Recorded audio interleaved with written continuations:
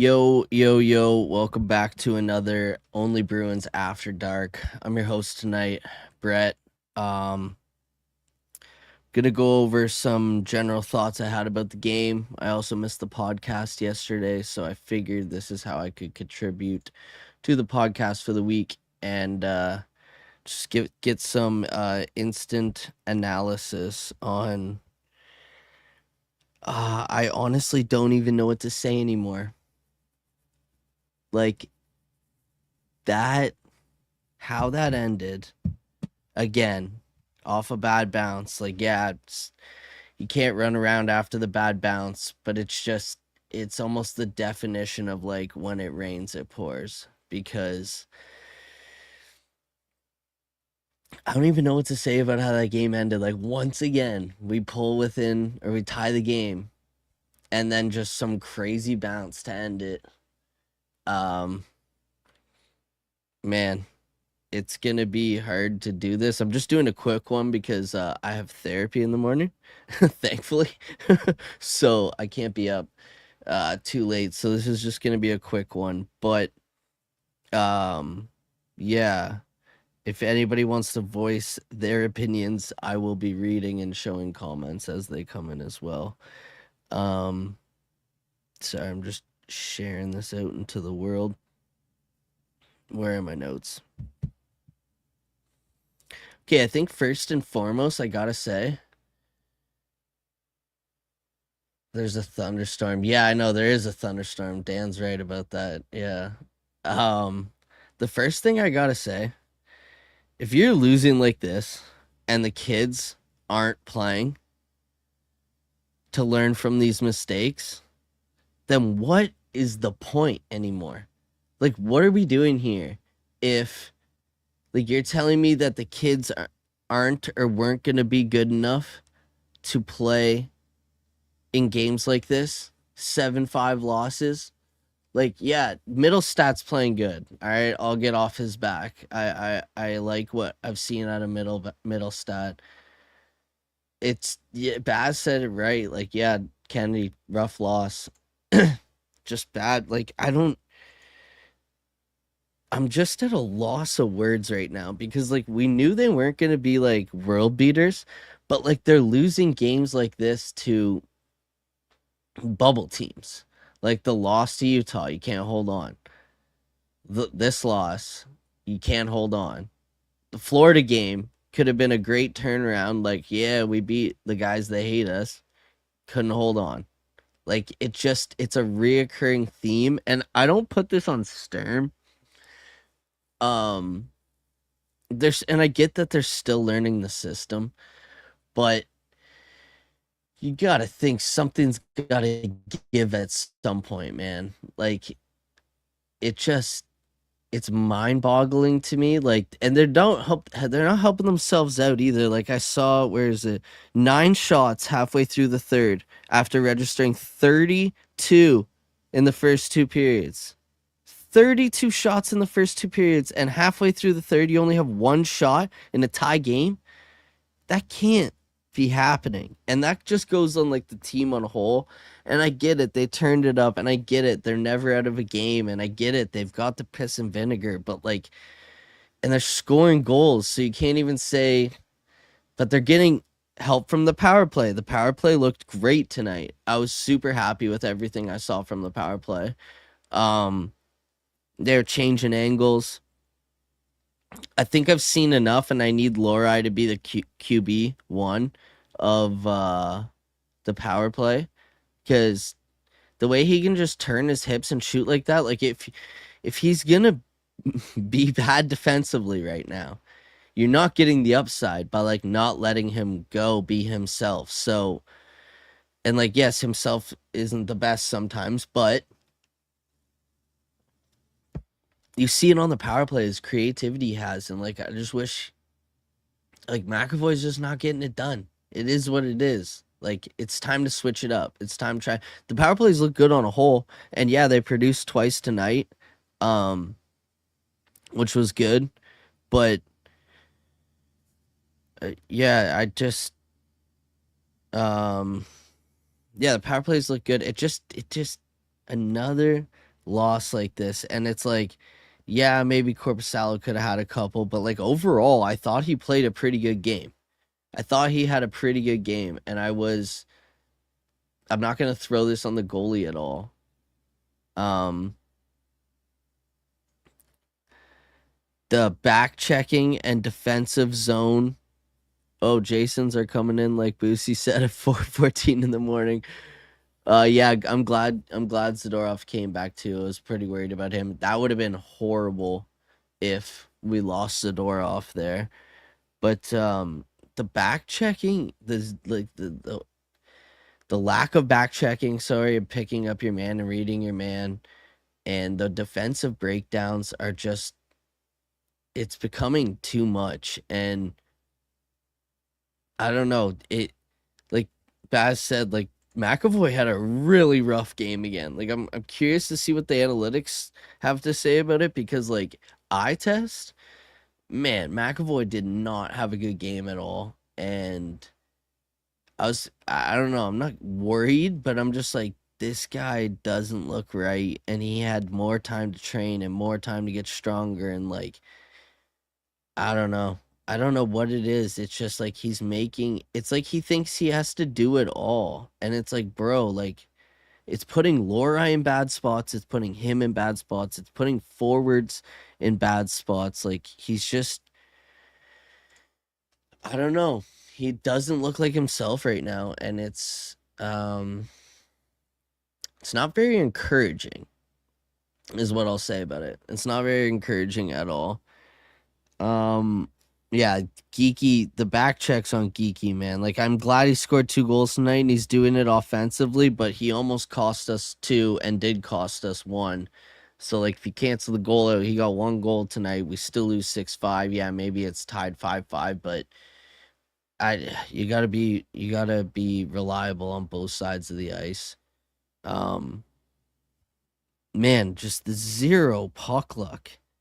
I can't get over how little puck luck they have right now, and everything that bounces almost seems like it bounces right into the back of our net. It feels like, and it's just like it was said earlier, it's thunderstorming, for fuck's sakes. Like it's not even raining and pouring anymore. It's fucking thunderstorming. So that needs to get figured out. Um the 1 goal on the PK, the Terry goal, like, yeah, Crowley probably should have dumped that out and got that out instead of shooting it off Zadorov, which was certainly a fucking choice. Um, that Terry goal, or that Terry pass to Granlund, that goal, it was just nice. Like, there's sometimes guys just make good plays, and there's not much you can do about it other than actually get the puck out when you're supposed to. Because Crowley, if he just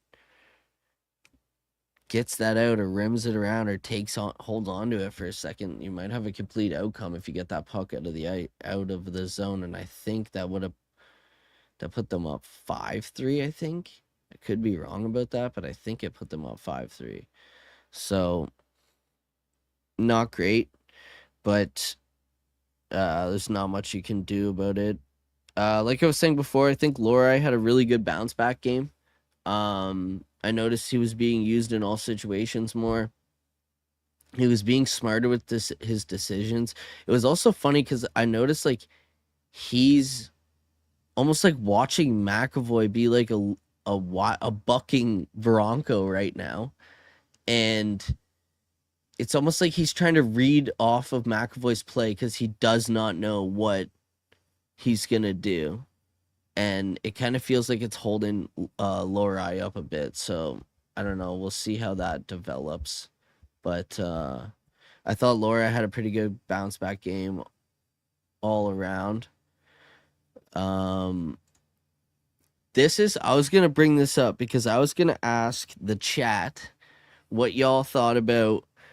I honestly, I agree. You're telling me Lysell or Patra couldn't do what Arvidsson's doing. Like Patra could absolutely do what Arvidsson's doing. And no offense, Patra could, like, Veal had a good game, but Patra could do what Veal's doing on the wing. And if he's playing as good as he is, put Min and Patra together with Jeannot and see what can happen. You got Jeannot, or sorry, Patra, who can make plays. excuse me, Minton can shoot the puck, and Jeannot's really good at puck protection. So yeah, I was gonna. Oh, the question I was gonna ask. Um, Thoughts on the Arvidsson no goal? I couldn't tell if it hit his stick or not, but like either way, just like wait for it to come down a little. Like I get what he's trying to do and batting it into the net, but like it's in between your hands. Like you're better off like angling your foot as it falls to like maybe have it go through the goalie's 5 hole. And this also goes to another thing. Sorry, Fraser Mittens.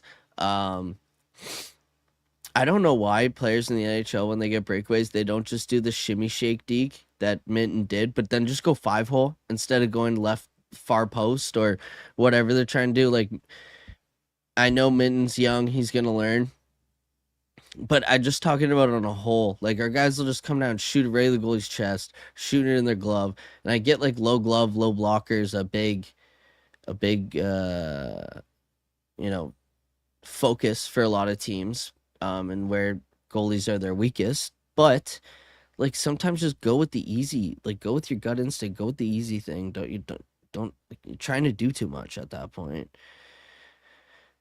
Um, it was a great first goal from the second line, though. I do have to say that I can't remember if Arvidsson even got an assist on it, but oh yeah, he did. He passed it across to Zaka. Um, Yeah, he passed it out front to Zach, and then Zaka threw it on net. And dude, middle stab mode activated. Like I'm gonna let this guy, if him and Zaka can play like that, like maybe, like dude, a great line last year was um Zaka, Middlestat, and Lysell. That was when Lysell played his best. He got 4 points in 5 games. I don't know, man. I'm trying. The worst part is Arvidsson can't be sent down. He has a full no movement clause, so there's that on top of everything. Yeah, the fourth line, it yeah, it wasn't great tonight.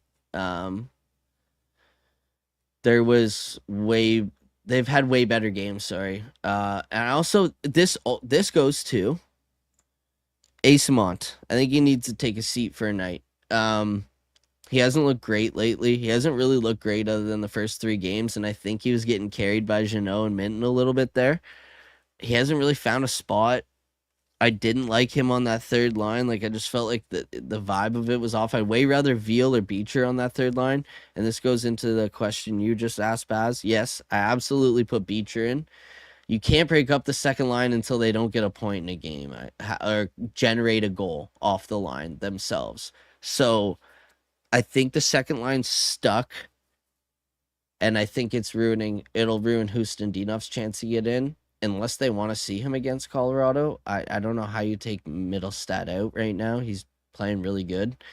Arvidsson's been okay. Yeah, he's probably cost a couple chances, but like overall, the puck hasn't gone into the back of the net yet. So there's that. Um, but yeah, I want the fourth line to be Beecher, Corrali, and Kostelik. There's not like I get it, Asamont's fast, but like there's not enough speed on that fourth line right now. And Kostelik can't put it on his he can't put that line on his back, even though he does most nights. He can't put it on that line on his back every night. I'd rather bring a couple kids up to see what happens at this point. Honestly, that's like what I was getting at. Like if Arvidsson continuously can't give you anything other than choppy defense or like speed, well, like Lysell can give you speed, and he was pretty reliable. I thought his defensive game was what his strengths were in preseason. If he's lighting it up in the AHL, like put him with 2 top 6 players and see what you can get out of him. Put Arvidsson on the third line with Minton, or bring Poitras up to play on the third line with Minton and Jeannot, because I do like Minton and Jeannot's game together. Jeannot's, there's been moments but where you're like, oh god, don't do that. But overall, he's played really well, and especially beside Minton. It's crazy. Sturm keeps calling guys out in the press conferences, and they keep showing up. Middlestat has played great since. Lorai scored tonight. He's looked pretty good in a bounce back game. Minton, ever since Sturm said he needs to get his swagger back, he's been ripping the puck more and dancing around the offensive zone. Like Pasternak when he got benched and Zaka when he got benched and called out, they're leading your team in points in a 3-6 season so far to start the year, which is just. And this was supposed to be the winnable game tonight. This was supposed to be a win or an overtime loss. You weren't supposed to lose by 2 in this game. Like now you got to beat Ottawa to even get a win in these next couple games. And like we never play good in Ottawa, and that's after we're probably gonna get shit pumped by Colorado on Saturday night, I believe. I'll have to check the schedule. Somebody can let me know in the chat, but. Yeah, it was a good first goal by the second line. That's where I was in my notes. Honestly, yeah, maybe he could have had a couple tonight, but like overall, Korpisalo has been pretty good this year, which has been a good surprise. It's been really nice. It was really nice to see that start the season. But I haven't been upset about either of the goalies this year. They both played up to what I think would give you enough to win hockey games, and you're just defensively breaking down in front of them or not able to put the puck in the net. Yeah, I thought it was the Avs. We play the Avs on Saturday, and then I forget who we play on Sunday. I do not remember. It might be Buffalo, it might be Carolina. I can't remember. I'm not saying the whole defense hinged on Lindholm, but we really need a fully healthy Hampus and what's happening with that. I was thinking about it during the game. I was like, I'm so glad we have such good defensive depth, especially for like short leash guys like Callahan. I'm sure Brunet will get a couple games coming up if it continues like this. And then like Lindholm coming back, like at this point, I don't want injuries to continue to linger with him. So like if the team's playing like this, like yeah, maybe he helps you tonight on 1 or 2 of those goals, but like some of this stuff you just can't even like, it's puck luck. It like, so I don't know, it's hard to say. I hope he comes back soon. I want to see him back skating soon. I love watching Lindholm. I don't know if he plays against Colorado, but like Baz says, he probably plays Monday against the Sens on the road, or maybe he plays Colorado Saturday, and then they don't send him on the road. They keep him home, which would actually probably make more sense, Brett. So you could see that. But what's going on with McAvoy? I have no idea. He needs to. I think he's trying to do too much. He's got to stop trying to do it all himself, and I think it's screwing Lorai up and other forwards up while they're on the ice with him, because he's just making bonehead decisions. He's being careless in the neutral zone. He's not like, it's almost like everything's so rushed with him right now. And he's, like I said, he's trying to do it all and be the guy. And I just think he needs to just like be McAvoy. I said this on the last pod. I said this on the pregame live stream we did the other day.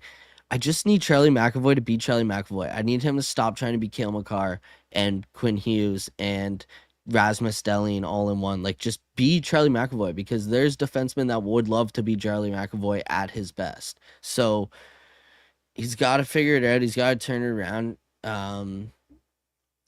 He's killing my fantasy team because he's getting me points, and they're power play points, but he's like the second pass, and then he's like dash like 6 every week. So it's not looking good.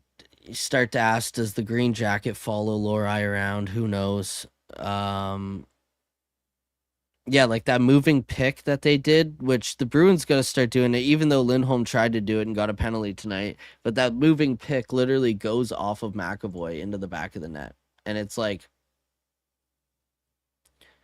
yeah, we need Four Nations McAvoy, not the McAvoy we saw tonight. Like McAvoy tonight, and like he didn't hit it. He started hitting his stride because when you look back at it, he had a good year last year, but he had a slow start as well.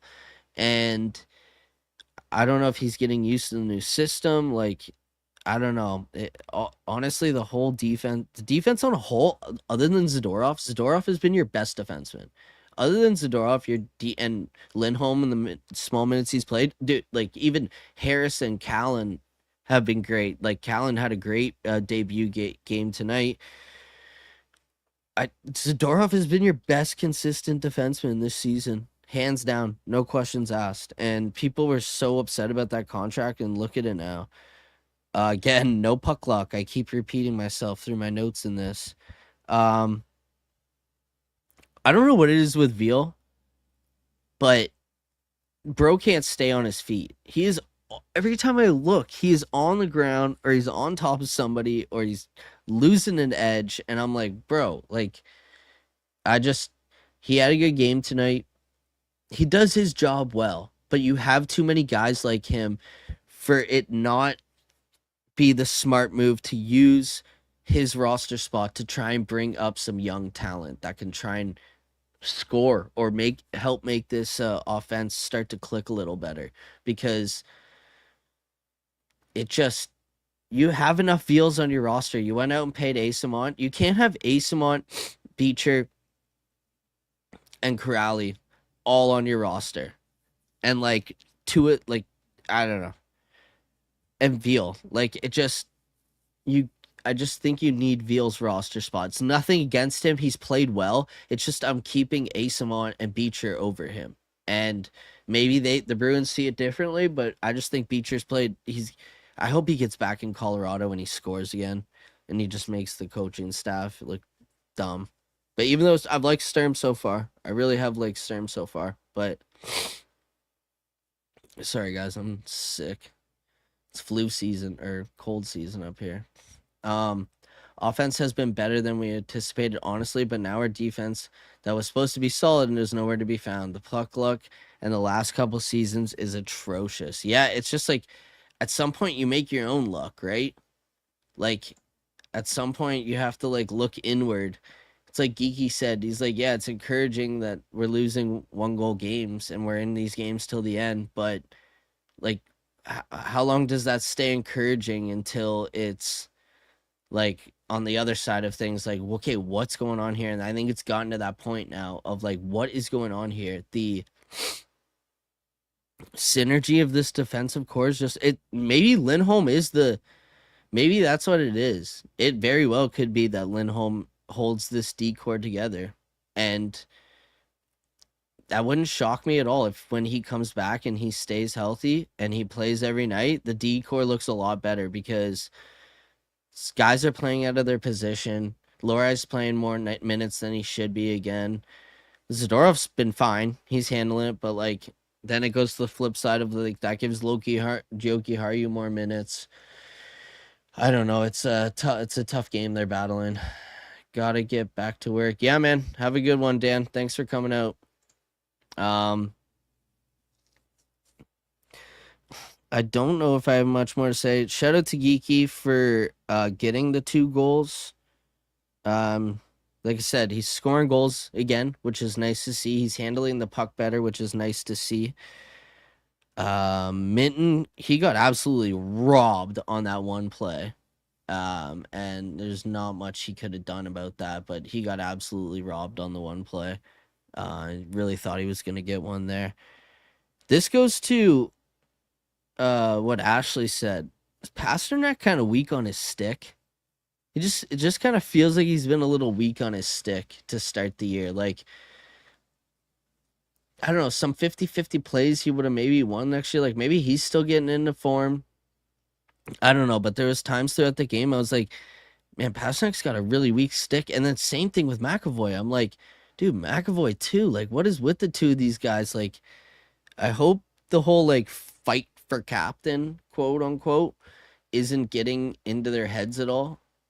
But like Baz says, they're making really bad passing decisions, and it's just such weak plays, weak on their stick.